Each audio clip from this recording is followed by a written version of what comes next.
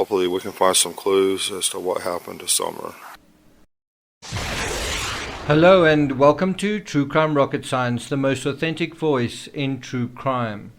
It may be reading too much into Don's statement where he says, hopefully we can find some clues as to what happened to Summer, but there's a lot of fatalism in that statement. It's almost as though he's not expecting to find Summer, just clues as to the best that one can find might be clues as to what happened to her. Think about that in relation to Brian Laundrie, what was found of him, and that we are left with kind of clues as to what happened to him. So Don's not talking about finding Summer, but finding clues about what happened to her. And do you think Don is hopeful that they find clues or find what happened to her? I do think finding Summer may be as simple as the lessons learned in the Laundrie case, which is when the situation changes, it may be a lot easier finding remains. In the Laundrie case, it was simply a matter of the water receding. Someone actually left a comment, her name's Connie, left this comment, look what happened with Brian Laundrie, waters receded and he was found. In this case, it might be simply a matter of the vegetation withering away in the cold, almost like waters receding. The question is, will Summer be found? I hope the search has included the shed lower down on the Welsh property, the one near the creek. So the good news is that the massive ground search that started yesterday, that initiated yesterday, that has been planned since the summer, that is set to continue, and it's possible that it might even continue through to the weekend. The TBI have since confirmed that cadaver dogs, drones, air support, and around 120 searchers were used on day one of the search. Apparently the Wells residence was also searched today, which I think is quite a big statement in a way. If Summer is missing, then, the possibility of her being in the residence suggests that law enforcement perhaps don't trust certain people. Don Wells was contacted this morning, as he says in the clip, and obviously yesterday I spoke about nothing being on the website. Well, certainly Don did work that day, and certainly he, responded to the search that afternoon. Don looks quite sort of weary. He looks quite tired after a long day. He also looks kind of down in the dumps, doesn't he? You'd think that this was something he would welcome, that they would welcome a search for Summer. Instead, he seems kind of concerned. He's not sort of much smiling, but he does thank the authorities.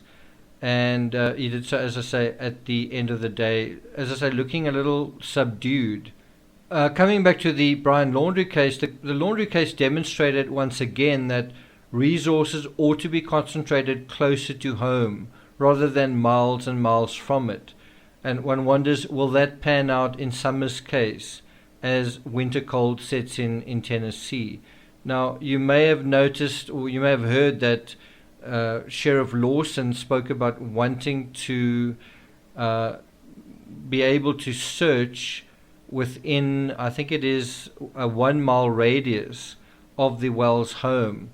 And I think at the time that he made that statement, I think he was still thinking about or trying to get permission to do that. And so one wonders whether he achieved that, whether he did get permission. I've said this before, I think they should really concentrate their search near the shed down by the creek. So the good news is that the search continues through rugged terrain. It continues today, which is Wednesday, which is day 169 since the 5-year-old disappeared. Now, what is quite interesting in the clip that Don provides is you can actually hear traffic moving in the background. Now, bear in mind, this clip was recorded on the Wells property. It is on that sort of hill overlooking the Beach Creek area, and you can kind of see through the foliage, you can sort of see through that sort of fabric the activity of vehicles moving around sort of through that sort of semi-transparent curtain. Of course, that curtain was a lot denser when Summer disappeared. The interesting thing with Don's scenario, which he shared on Dr. Phil, and I mentioned it in a previous episode, is in his scenario, an abductor came up to the house and I guess opportunistically happened to find Summer away from everybody else. And according to his story, Summer left through the basement door, and that was when the abductor snatched her and then ran through the woods and away. In this scenario, what I think is a little bit strange is, according to this scenario, a vehicle was parked at the bottom of the hill.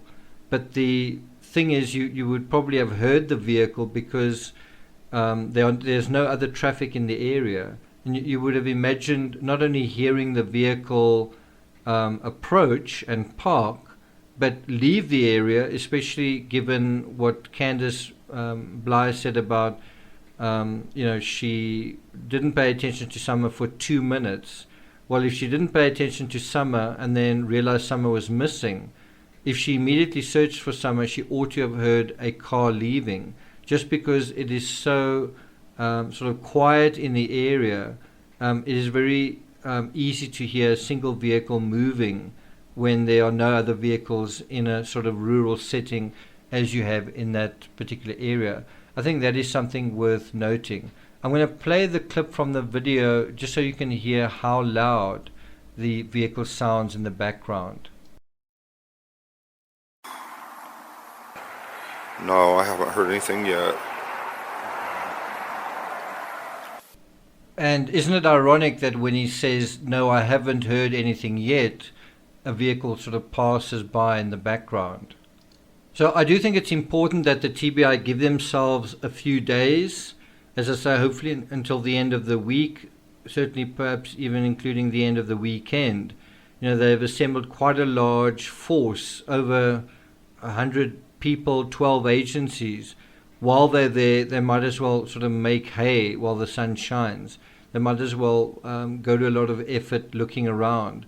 It is also interesting, the fact that they brought cadaver dogs shows that they aren't necessarily looking for a living little girl. I think that is quite clear at this point.